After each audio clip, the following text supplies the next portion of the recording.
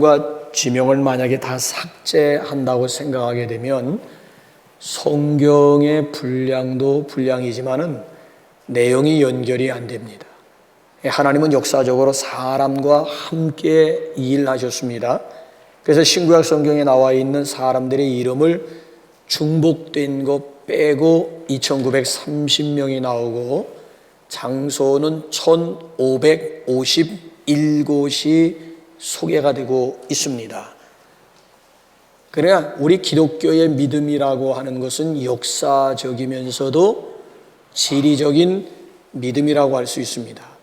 자, 하나님께서 당신의 말씀인 성경을 역사라든지 아니면 고고학적으로 입증될 수 있는 사람의 이름과 지명으로 채우셨습니다.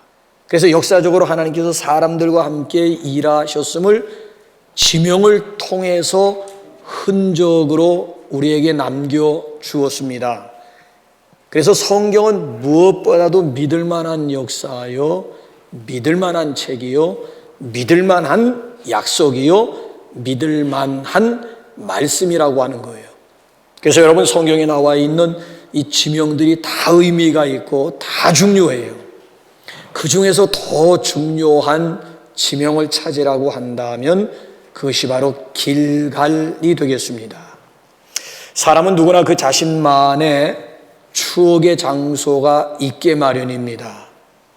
어릴 때 놀이터 삼고 뛰놀았던 뒷동산이라든지 아니면 학생 시절 아기다리, 고기다리 하면서 학수고대 끝에 떠났던 수학여행 장소라든지 청년 시절 풋풋한 사랑을 나누면서 첫 키스를 나누었던 장소라든지 아니면 성인이 되어가지고 설레는 마음과 함께 처음으로 해외여행을 떠나서 인상 깊었던 그런 장소라든지 아니면 우리 그리스도인들 같은 경우에는 처음으로 내가 주님을 만났던 장소가 있을 것입니다. 그 나름대로 아름다운 추억의 장소가 있어요. 자, 이번 주 여러분들이 셀 모임을 하면서 지금까지 내가 살아오면서 가장 인상 깊은 아니면 아름다운 추억이 담긴 장소를 이야기하라고 한다면 여러분들은 무엇을 이야기하시겠습니까?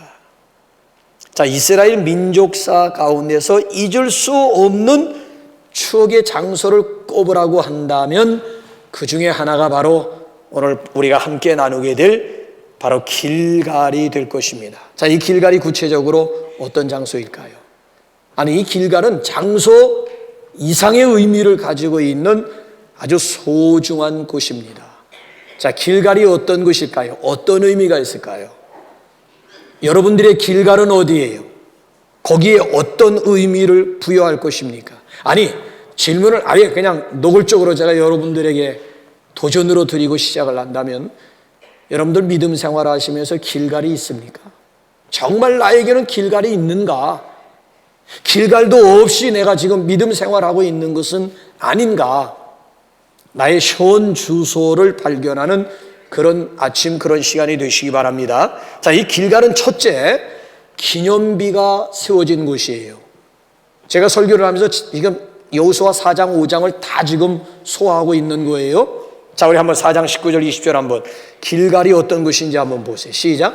첫째 달 10일에 백성이 요단에서 올라와 여리고 동쪽 경계 길갈에 진침해 여호수아가 요단에서 가져온 그 12돌을 길갈에 세우고 요단 강 한복판에서 가져온 12돌로 길갈에다가 기념비를 세웠다는 거예요. 특별히 그 3장 내용을 보게 되면 보리 추수기에는 물이 늘어나가지고 강둑까지 흘러 넘쳤다는 거예요. 홍수 수준이에요. 그런데 하나님께서 어떻게 요단강을 가르시고 요단을 마르게 하시고 육지와 같이 이스라엘 백성들로 하여금 건너게 하셨는가를 후손들에게 보여주기 위해서 아니면 기억나게 하기 위해서 특별히 요단 한가운데서 가져온 돌들 가지고 오늘 여기 길갈에다가 기념비를 세웠다는 거예요. 더군다나 하나님은 여호와이시기 때문에 그 하나님만을 경외하도록 하기 위해서 길갈에다가 여기 기념비를 세웠다라고 하는 거예요. 아시는 대로 길갈은요, 여리고성에서 2km 떨어진 곳에 위치하고 있습니다. 여러분, 이 여리고성은, 여리고 안에는 성이 있는데 그 성의 성벽이 얼마나 두터웠던지 철옹성이다 아니면 난공불락이라고 하는 별명을 가지고 있어요. 자, 그래서 한번 여호수아 6장 1절 한번 보실까요? 시작. 이스라엘 자손들로 말미암아 여리고는 굳게 닫혔고 출입하는 자가 없더라. 아니, 그러지 않아도 여리고 성은 두터워서 철옹성이다, 난공불락이다 했는데 그 여리고 성이 아주 굳게 닫혔다는 거예요. 그 여리고 성 안에 있는 사람들과 더불어 이스라엘 백성들이 지금 전쟁을 치루어서 정복을 해야 되는 거예요. 자, 그 여리고 성 사람들 앞에 이스라엘 백성들은 무기도 변변치 않아요. 지금 여기 2절 말씀 보게 되면 칼도 없어가지고 부싯돌로 칼을 만들어가지고 포피끝을 자를 정도였다면 무기도 변변치 않아요. 그렇다고 군사 훈련을 받은 일도 없어요. 그야말로 이스라엘 백성들은 오합지졸과도 같은 이스라엘 백성들의 모습. 근데 어떻게 지금 초롱성을 상대로 해가지고 전쟁을 해서 가나안의 주인공이 될 수가 있단 말입니까?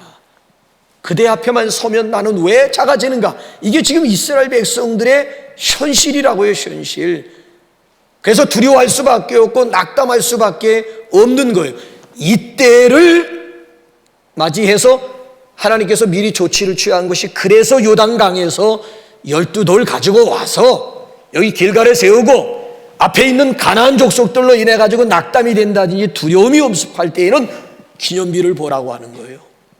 과거 이스라엘 백성들이, 아니 하나님께서 이스라엘 백성들을 위해서 얼마나 놀라운 일들을 행하셨는가를 기념비를 보면서 기억이 나게 될 것이고, 그 하나님을 의지함으로 앞을 향해서 담대하게 덤벼라 이 작것들아 하면서 담대하게 나갈 수가 있다는 거예요. 3일 동안이나 먹이를 찾아 헤매었던 호랑이가 드디어 토끼 한 마리를 잽싸게 낚아챘다네요. 자, 이때 토끼가 하는 말이, 이건 너의 짜시야. 너 내가 누군 줄 아냐? 나 호랑이야, 호랑이. 그래서 뭐 어쩌라고? 짜시야. 그러니까 그 말에 호랑이가 당황을 해가지고 순간적으로 토끼를 놓쳐버렸어요. 지금까지 전혀 듣지 못했던 말로 인해 가지고 충격에 빠진 호랑이가 그 다음 날까지 멘붕 상태로 있다가 지나가는 토끼 또 한 마리를 낚아챘는데 그 토끼가 어제 붙잡았던 그 토끼였습니다. 또 너야? 나야 짜시야. 이건 놔. 여기서 호랑이가 다시, 근데 너 아직도 내가 누군지 모르냐? 자, 또다시 충격에 휩싸인 호랑이는 하도 어이가 없어가지고 결국 다리에 힘이 빠짐으로 인해가지고 움켰던 이 토끼를 놓치게 되었대요. 자, 이제 호랑이가 다짐을 합니다. 내가 이제 다시는 토끼를 놓치지 않을 거야, 놓지 않을 거야. 다짐을 했어요. 자, 그 다음날 토끼 한 마리가 지나가길래 잽싸게 낚아챘는데 어제 그 토끼가 아니었어요. 근데 이 토끼가 호랑이에게 한마디를 했는데 그 한마디로 인해 가지고 토끼가 그 자리에서 실신해버리고 말았대요. 자, 이 토끼가 호랑이를 향해서 뭐라고 했을 것 같습니까? 이거 놔 짜시야. 너 소문 다 났어. 와. 그래서 호랑이에게 잡혀가도 정신만 차리면 살 수 있다라고 하는 말이 아마 이래서 만들어진 것이 아닌가 싶어요. 생각해 보세요. 어디서 이런 용기와 배짱이 났을 것 같습니까? 자, 오늘 저와 여러분들의 문제가 어디에 있는 줄 아십니까? 과거를 너무 쉽게 잊어버린다는 거예요. 오늘도 우리가 역사를 공부해야 되는 이유 중에 가장 중요한 이유가 뭘까요? 두 가지 아니겠어요? 지난 역사를 통해서 정면교사 삼자는 얘기고, 지난 역사를 통해서 반면교사, 두 번 다시 이런 실수를 되풀이하지 말자라고 하는데 뜻이 있는 것 아니겠습니까? 생각해 보세요. 이스라엘 백성들이 과거 하나님께서 애굽에서 10가지 재앙 가운데서 아니면 홍해바다 한가운데서 어떻게 이스라엘 백성들을 구원해 주셨는가를 기억했더라면, 아니면 불과 며칠 전에 막 언덕까지 막 강물이 흘러 넘치는 그 요단강을 하나님께서 갈라주시고 마르게 하시고 육지와 같이 건너게 하셨던 그 사건만 오늘 기억할 수 있었더라면, 가나안의 7 부족들 앞에서 쫄을 이유가 있을까요? 아무리 우리의 앞길을 가로막고 있는 여리고가 철옹성이라고 할지라도 거기서 무릎 꿇을 이유가 있을까요? 아니요. 그래서 하나님께서 이스라엘 백성들로 하여금 요단강 갈라놓았을 때 그 한가운데 있는 돌 12지파가 한 지파씩 돌 하나씩 가져다가 지금 여기 길갈에다가 지금 기념비를 세우라고 하는 거예요. 그 기념비를 보면서 담대하게 앞을 향해서 나가라고 하는 거예요. 하나님께서 하신 일이 있고 앞으로 행하실 일을 기대하면서 앞을 향해서 담대하게 나가라고. 그래서 길갈에다가 기념비를 세운 거예요. 우리 시간 옆에 있는 분들 한번 격려하시면서 하나님을 찬양할까요? 하나님이 하셨습니다. 하나님이 하십니다. 하나님이 하실 것입니다. 자신 있게 옆에 있는 분들과 더불어 하나님 찬양하는 시간 갖겠습니다. 시작. 네, 하나님이 하셨어요. 지금도 하나님이 하고 계세요. 앞으로도 하나님이 하실 것이에요. 그런가 하면 길갈은 두 번째로 할례를 받은 곳이에요. 자, 오늘 2절 3절 우리 본문으로 한번 돌아옵니다. 시작. 그때 여호와께서 여호수아에게 이르시되 너는 부싯돌로 칼을 만들어 이스라엘 자손들에게 다시 할례를 행하라 하시매, 여호수아가 부싯돌로 칼을 만들어 할례산에서 이스라엘 자손들에게 할례를, 어디서 할례를 행했다고요? 할례산에서. 그 할례산의 구체적인 지명이 뭐예요? 9절로 넘어가 보세요. 9절 시작.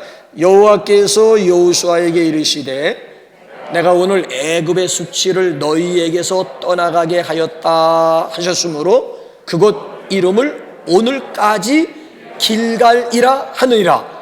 자, 할례산이 어디예요? 길갈이에요. 길갈. 자, 그 길갈의 뜻이 뭐예요? 여러분 성경 가지고 오신 분들은 길갈의 숫자가 있어요. 제 성경에는 3이라고 하는 숫자가 있는데 그 3이라고 하는 숫자를 따라서 맨 밑에, 성경 맨 밑에 하단 난회주예요. 난회주 맨 밑에 와보게 되면 3이라고 하는 숫자가 있고 길갈을 뭐라고 해석을 해놨어요? 벌써 성경 빨리 보내시는 분들은 벌써 척하면 3천리잖아. 3이라고 하는 길갈이 맨 밑에 난회주를 보게 되면 굴러간다라고 하는 뜻이에요. 왜 하나님께서 길갈에서 이스라엘 백성들에게 할례를 명령하셨을까요? 그 이유가 5절에 분명히 나와 있죠. 왜 그런지 한번 보세요. 시작. 그 나온 백성은 다 할례를 받았으나 다만 애굽에서 나온 후 광야 길에서 태어난 자는 할례를 받지. 그러니까 출애굽 1세대들은 다 할례를 받고 애굽에서 빠져나왔어. 근데 광야 40년 동안 광야에서 태어난 출애굽 2세대들은 할례 없는 민족이 된 거예요. 할례가 뭔지 모르는 거예요. 할례를 받지 못한 거예요. 아니, 할례를 받으면 적어도 일주일 동안 치료 기간이 필요하잖아요. 광야에서 계속 행진하는데 한각에 언제 남자들 다 포피를 잘라버리고 어떻게 다시 회복되기를 일주일 동안이나 기다릴 수가 있겠느냐라고 하는 얘기. 결과적으로 보게 되면 이스라엘 백성임에도 불구하고 할례 없는 민족이 되어버리고 만 거예요. 이 할례라고 하는 것은 이스라엘 백성들과 하나님과의 계약입니다. 계약. 하나님은 이스라엘의 하나님이 되시고 이스라엘은 하나님의 거룩한 백성이라고 하는 증표로 행한 것이 할례예요. 할례. 그런데 지금 여기에 지금 요단강을 건너 길갈에 진을 치고 있는 이스라엘 백성들은 출애굽 2세대들이기 때문에 할례 없는 민족이 되어버리고 말았다는 거예요. 그래서 거기에 길갈에서 할례를 행한 후에 그 다음에 9절 말씀을 보면 내가 오늘 애굽의 수치를 너희에게서 떠나가게 하였다. 내가 오늘 할례를 받은 오늘 이 시점을 기해해 가지고 애굽의 수치를 너희에게서 물러가게, 굴러가게 했다, 또는 떠나가게 했다, 물러가게 했다라고 하는 거예요. 아니, 도대체 애굽의 수치라고 하는 게 뭐예요? 430년 동안 애굽, 특별히 바로예요. 바로는 사탄의 상징이에요. 애굽은 세상을 상징하는 것이고 거기에 우두머리는 사탄을 상징하고 있는 거예요. 바로의 수하에서 성민이, 이스라엘 백성들은 하나님의 택한 백성, 성민으로서 430년 동안 노예살이 했다라고 하는 것은 이스라엘 민족사 가운데 이건 수치 중에 수치가 아닐 수가 없는 거야. 더군다나 430년 동안 애굽에서 종살이 하면서 보고 듣고 몸으로 경험한 바가 뭐예요? 각종 우상들을 섬기는 거야. 애굽의 주신이 송아지 신 아닙니까? 소를 우상으로 섬기는 나라 아닙니까? 그래서 이스라엘 백성들이 보세요, 광야에서 껄핏하게 되면 애굽 사람들이 섬겼던 신 금송아지 우상을 만들어 놓고 이 금송아지가 우리를 애굽에서 여기까지 인도해 낸 신이라고 하면서 하나님을 우상화하는 이런 망령된 일을 행한 거예요. 그래서 오늘 여기 할례를 받음으로 인해서 지금까지의 이 모든 죄악과 지금까지의 모든 수치는 굴러갔다. 내가 너희에게서 수치를 물러가게 했다, 아니면 떠나게 했다 라고 하는, 그래서 이 할례라고 하는 것이 죄 씻음 받았다라고 하는 또 하나의 증표가 되었다라고 하는 거예요. 여러분, 그렇습니다. 죄를 씻지 않으면 하나님의 축복을 받을 수가 없습니다. 죄로 룩진 과거, 바로의 수하에서 종살이 했던 과거는 굴러가야 된다는 거예요. 지나가야 된다는 거예요. 근데 유감스러운 사실이 뭔가 하면은 이스라엘 백성들이 비록 몸으로는 애굽에서 빠져나왔지만 마음이 빠져나오질 못했어요. 정신적으로 아직까지 출애굽을 하지 못했어요. 노예 근성이 그대로 남아 있습니다. 애굽의 흔적을 그대로 가지고 광야로 나왔고 요단강을 건너서 여기 지금 여리고 평지까지 오게 된 거예요. 그래서 보세요. 광야에서 어려움만 있으면 껄핏하기만 하면 애굽으로 돌아가자. 저 모세 때려 죽이고 한 장관을 세우고 다시 애굽. 애굽이 어떤 곳인데 다시 애굽으로 돌아가겠다는 겁니까? 430년 동안 수치를 당한 곳이라고요. 수치를 당한 곳. 그곳이 어디라고 다시. 아니 그래, 젖과 꿀이 흐르는 가나안을 향해서 가는 과정 속에 조금 어려움이 있다고. 과정 속에 시험도 있고 고난도 있겠지요. 광야길인데 왜 고난이 없겠어요? 고난을 이기며 젖과 꿀이 흐르는 약속의 땅을 향해 나가야 되는 것이지. 어째서 껄핏하며 조금만 어려움이 있으면 옛날을 그리워하면서 다시 애굽으로 돌아가자고. 이게 남의 얘기 같지만 미안하지만 오늘 우리의 모습이에요. 제가 신천교회에서 7년 동안 새가족들을 목회를 했다 그러잖아요. 아주 전담 새가족 담임 목사로 7년 동안 제가, 그래 거기 갈 때마다 아주 제가 지금 그 담임 목사님한테 듣기 거북스러운 채 아무래도 부흥회 저를 불러가지고 부흥회를 하면서 신천교회 새가족 전설 목사님 오셨다고 그렇게 소개를 하더라고. 내가 신천교회 전설적인 목사래, 전설적인 목사래. 그때 그냥 한 200-300명 모이던 것이 막 2,500명까지 주석교인이 2,500 새가족들을 잘 목회해서 결국 새가족들이 정착해가지고 한 200-300명 정도 모이던 교회가 출석교인 2,500명을 뛰어넘는. 여러분 아시는 대로 신촌이라고 하는 교회 그 왼쪽에 쫙 본 평지가 그 사거리까지 옛날 기와집들이에요. 단층짜리 기와집들이에요. 그 기와집들마다 전부 깃발들이, 보살 깃발들이, 철학관이 있고 점술가가 있고 무당들이 있는 완전 그 동네가 아주 옛날 가옥이에요. 옛날 가옥. 근데 그 동네에서 용하다고 하는 보살님이 교회 등록을 한 거예요. 보살 등에서도 다 같은 보살, 용하다는 그 사람은 당신은 예수 믿어야 살겠구만 뭐 이렇게 점치러 온 사람들에게 당신 예수, 근데 그런 보살도 있어요. 당신 예수 믿어야 될 팔자라고, 예수 믿어야 된다고, 이런 보살도 있더라고요.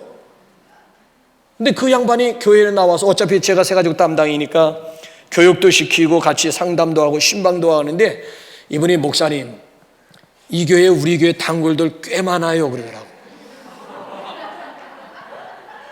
이 교회, 자기가 그게 등록했는데 이 교회에 우리 집 단골들이 꽤 많아요. 집사님들도 많아요 그러더라고. 그래서 내가 그 보살님에게 뭐라고 얘기를 했는가 하면, 그때 보살이지만 이제 자매님, 그분들은 집사님이 아니에요. 잡사님들이에요. 잡사님.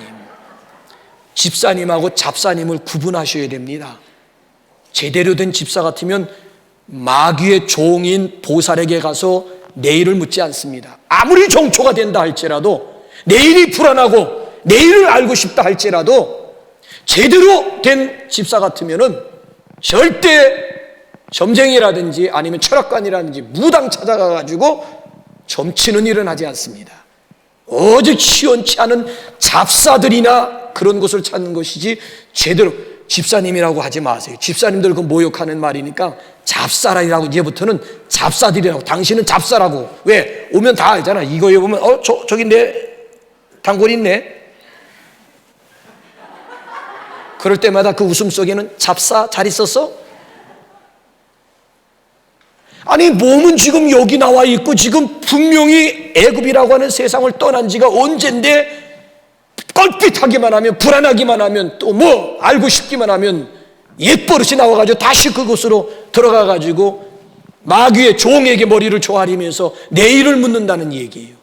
이게 여러분, 이스라엘의 역사가 결코 과거 이스라엘의 역사가 아니고 곧 우리의 역사여 나의 문제라고. 그래서 오늘 여기 하나님께서는 뭐라고 말씀하십니까? 오늘 여기서 할례를 받음으로 과거의 단절을 선언하고 있는 거예요. 이스라엘 백성들이 할례를 행한 후에 그 다음에 눈에 보이는 가나안을 정복할 수가 있었던 거예요. 과거와의 단절이 있어야 내일이 있는 거예요. 과거의 단절이 없으면 내일에 대한 소망 없습니다. 여러분, 하나님께서는 오늘도 은혜와 축복을 내려주시는데 어떤 분이 그래요. 왜 하나님께서 나에게는 복을 내려주시지 않는지 모르겠다고 하면서 불평하시는 분들이 있더라고요. 그분들에게 제가 한번 도전 드릴게요.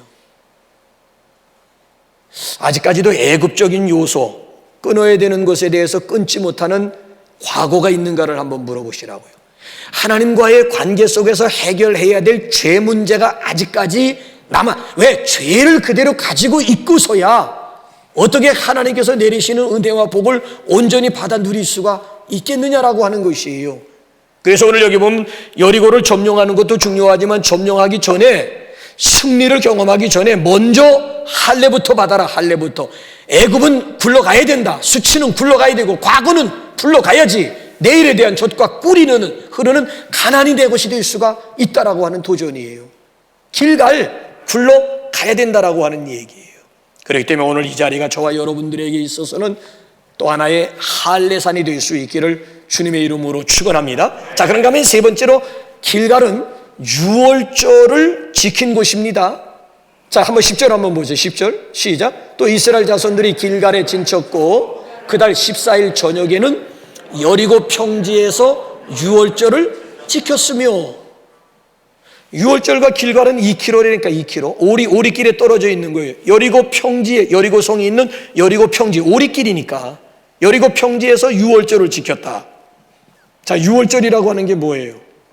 어떤 새신자는 그런 얘기를 하더라고요. 교회 오니까 유월절 노래도 부르고 유월절. 아, 6월달에 이 교회에서 행사가 있는가 보다. 유월달에 행사가 있는 줄 알았대. 그런 유월절이 아니잖아요. 유월절이라고 하는 절기가 만들어진 배경이 뭐예요? 애굽에서 430년 동안 종살이하던 가운데서 자유함을 얻은 해방절이라고 하는 뜻이야. 광복절이야. 우리로 말하면 광복절의 성격을 가지고 있는 거예요. 지금도 우리 연세 드신 분들이 많이 천국 가셨습니다마는 그분들이 저한테 한 얘기가 있어요. 36년 동안 일제의 압제로부터 이름도 없이 성도 없이 눌려 있다가 광복절을 맞이했는데 얼마나 막 기뻤던지 며칠 동안 먹지 않아도 배가 불렀대. 여러분 이해가 되시겠어요?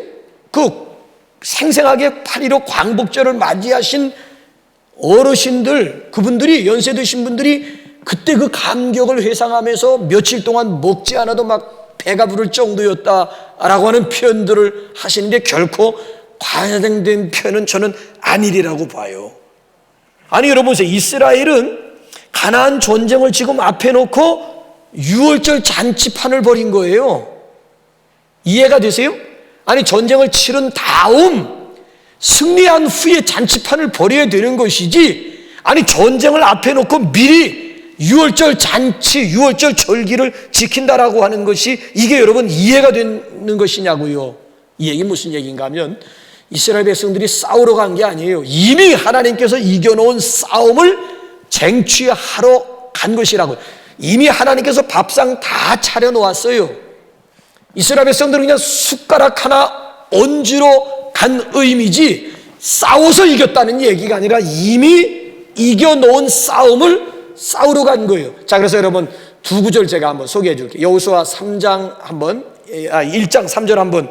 저건 여호수아에게 주신 말씀이고 그 다음에 모세에게도 뭐라고 말씀하셨는지 시제에 한번 주목해 보세요. 시작. 내가 모세에게 말한 바와 같이 너희 발바닥으로 밟는 것은 모두 내가 너희에게 주었노니. 앞으로 싸워서 이길 것이다, 저 땅을 너희에게 줄 것이다 라고 하는 얘기가 아니잖아요. 미래 시제가 아니에요. 미래 시제가 싸워서 이기게 될 것이다 라고 하는 얘기가 아니라니까.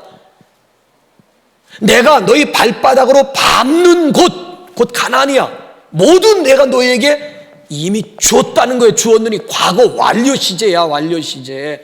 그러니까 구약 성경은 전쟁 역사, 전쟁사라고 해도 과언은 아닌데 아무리 크고 작은 전쟁이라 할지라도 이 두 가지 말씀만 있으면 이스라엘이 백전백승했어요.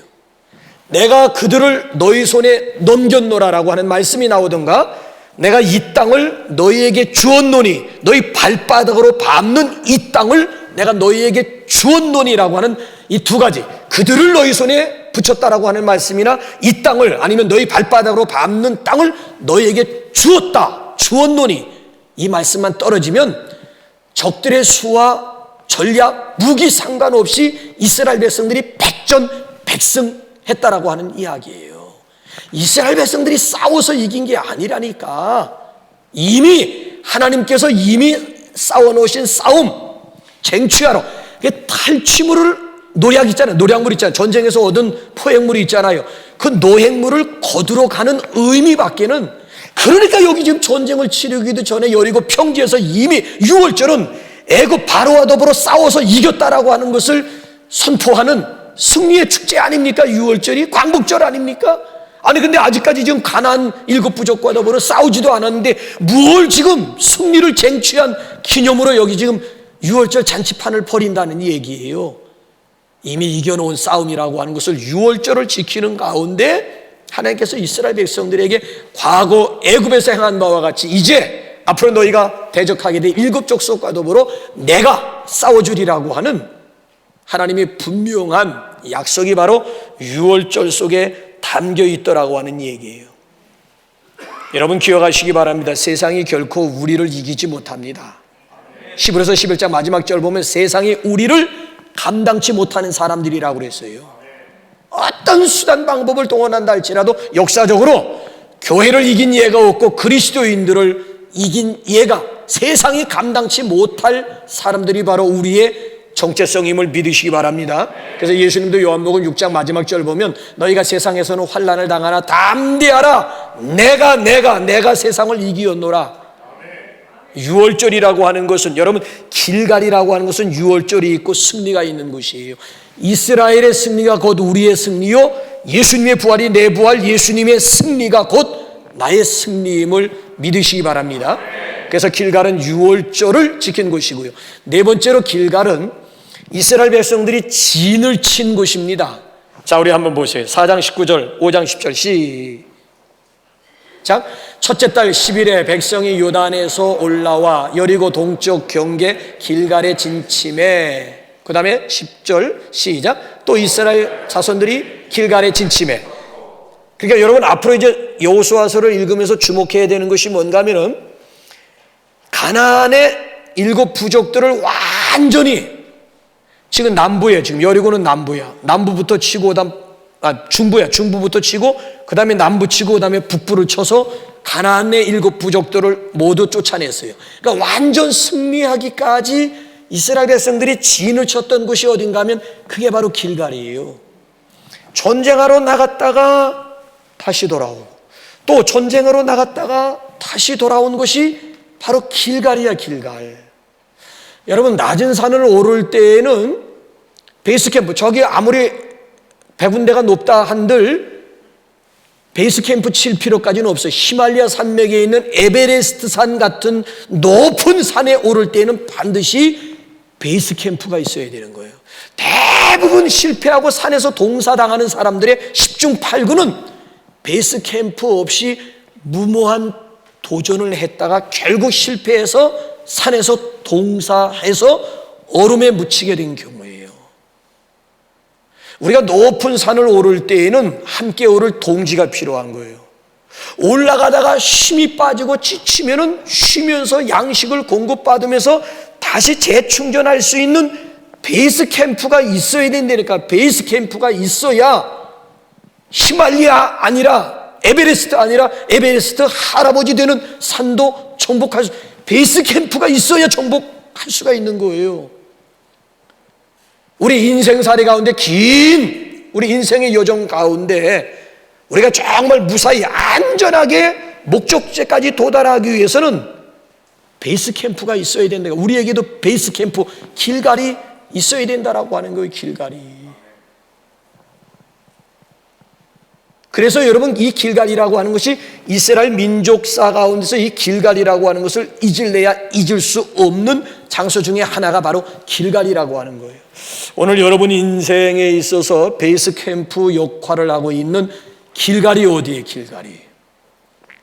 교회가 바로 저와 여러분들의 인생의 베이스 캠프요 길갈이 될 수 있기를 주님의 이름으로 축복합니다.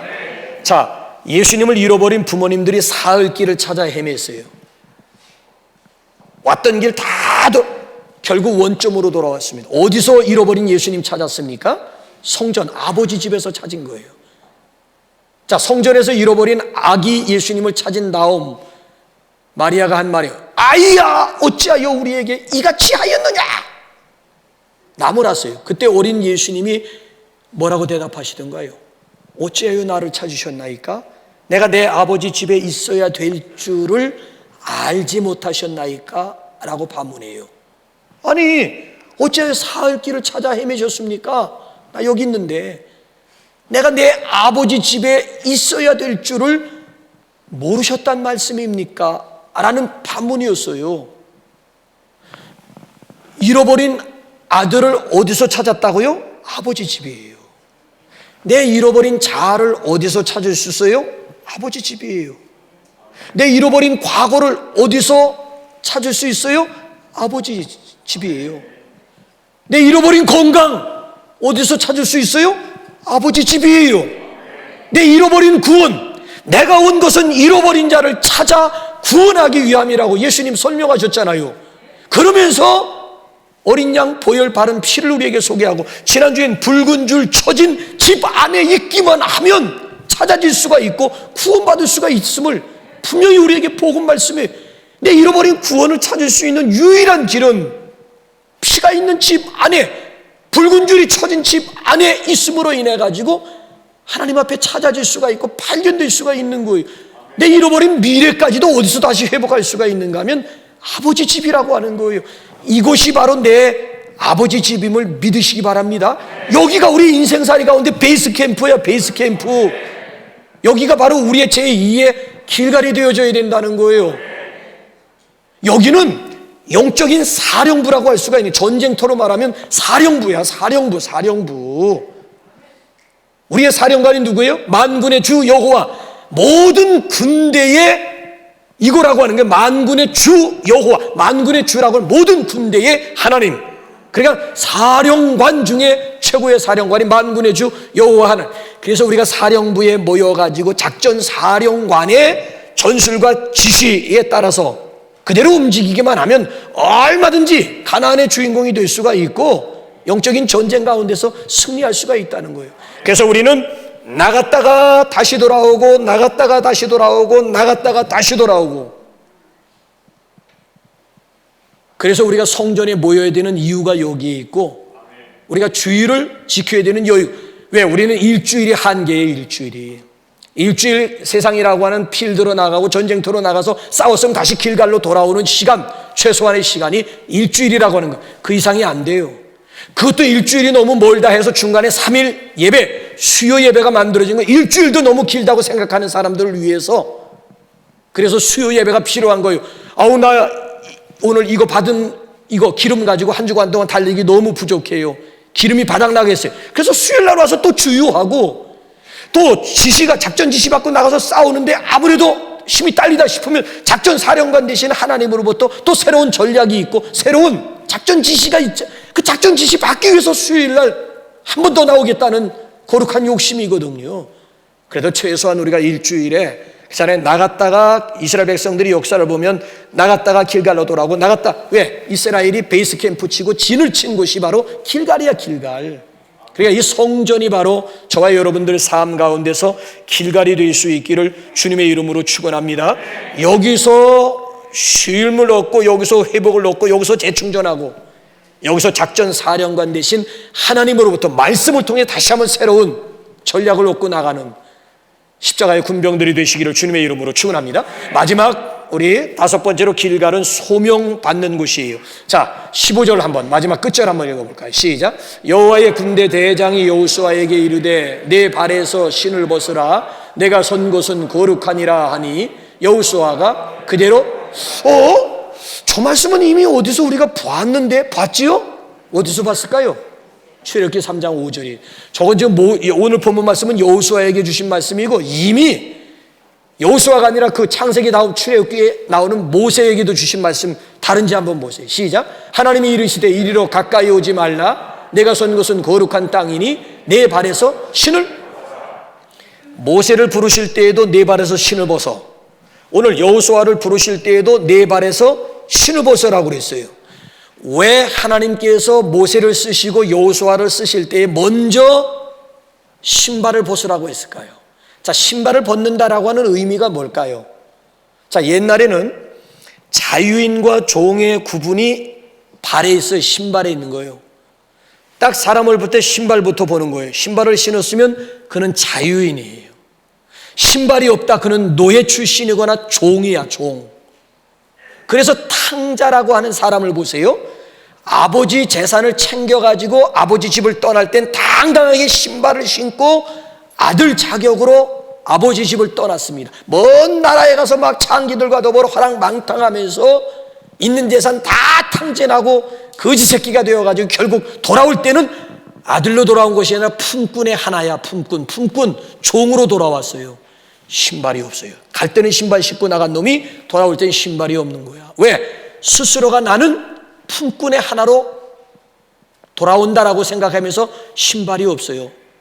아버지가 딱 보면서 탕자를 맞이해서 얼싸 안으면서 하신 말씀이 뭔 줄 아십니까? 신발을 신겨라 해요. 보니까 자기 아들이 신발이 없는 거야. 종놈이 되어가지고 돌아온 거야. 그래서 아버지가 기가 막혀가지고 당장 신발을 신겨라, 신발을. 누가 뭐라고 해도, 그럼에도 불구하고 너는 여전히 내 아들이야. 넌 스스로 아들의 자격을 잃었다고 생각하려는지 모르지만 너 스스로 신발을 벗고 품꾼의 하나로, 종의 한 몸으로 돌아왔을는지만 아니야. 그럼에도 불구하고 너는 여전히 내가.